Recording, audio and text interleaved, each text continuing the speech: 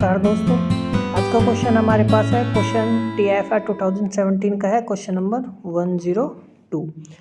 तो क्वेश्चन कह रहा है the separation between neighbouring absorption lines in a pure rotational spectra. देखो जो सेपरेशन है नेबरिंग लाइंस के बीच में, एब्जॉर्प्शन लाइंस है। अब मान लो एक लाइन हमारे पास ये हो गई और एक लाइन हमारे पास ये हो गई, तो इनके बीच का जो सेपरेशन है प्योर रोटेशनल स्पेक्ट्रा, मॉलिक्यूल का नाम क्या है? Hydrogen bromide. तो ये हाइड्रोजन ब्रोमाइड में, ठीक है ना, हमें सेपरेशन दे रखा है।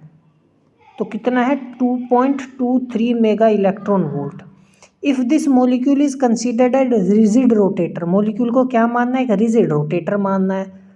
And the atomic mass number of bromine is 18।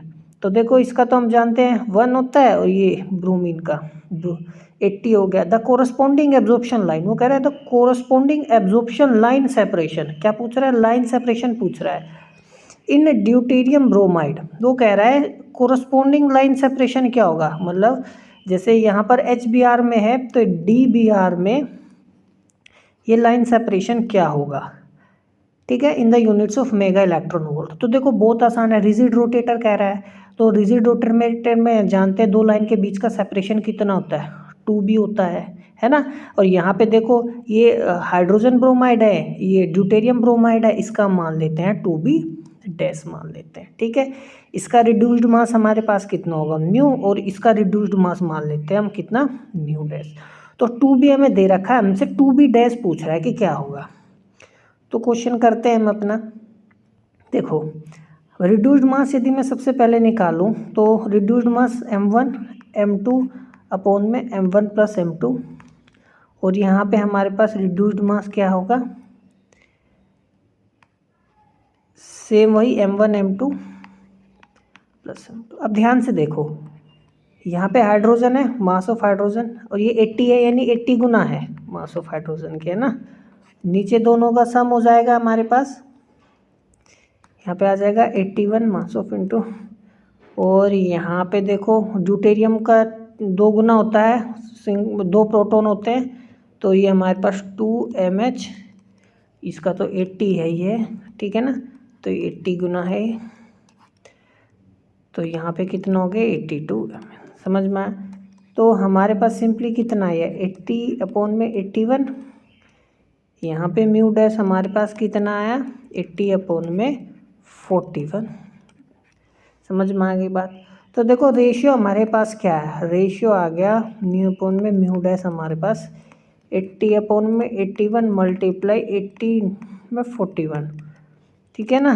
तो हमारे पास 41 अपॉन में 81 आया। अब देखो मैंने रेशियो क्यों निकाला, आपको पता होना चाहिए जो हमारे पास रोटेशनल कांस्टेंट होता है इन्वर्सली प्रोपोर्शनल होता है रिड्यूस्ड मास के, ठीक है ना।